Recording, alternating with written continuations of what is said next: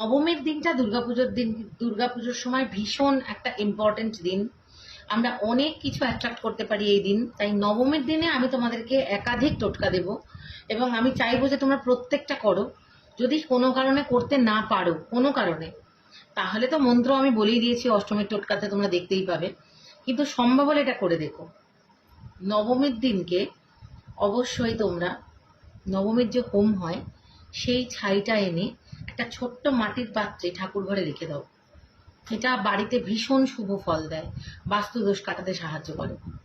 2 নম্বর হচ্ছে, একটা কালো কাপড়ের মধ্যে এক টুকরো ফটকিরি এনে নিজের বিছানার তলায় রেখে দাও। এটা নবমীর দিন অবশ্যই করো।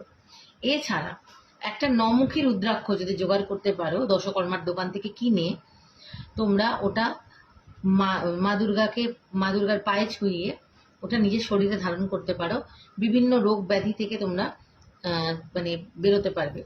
এছাড়া 9টা ফুলওয়ালা লবঙ্গ একসাথে নিয়ে 9টা তেজপাতাতে দিয়ে একসাথে জ্বালিয়ে কর্পূর দিয়ে মা দুর্গার আরতি করতে পারো। ওম দুম দুর্গা ওই নমঃ 11 বার বলে নিজের যে কোনো একটা পছন্দের উইশ ম্যানিফেস্ট করতে পারো। এইভাবে তোমরা নবমী তিথিতে নিজেদের জীবনে পজিটিভিটি আনতে পারো।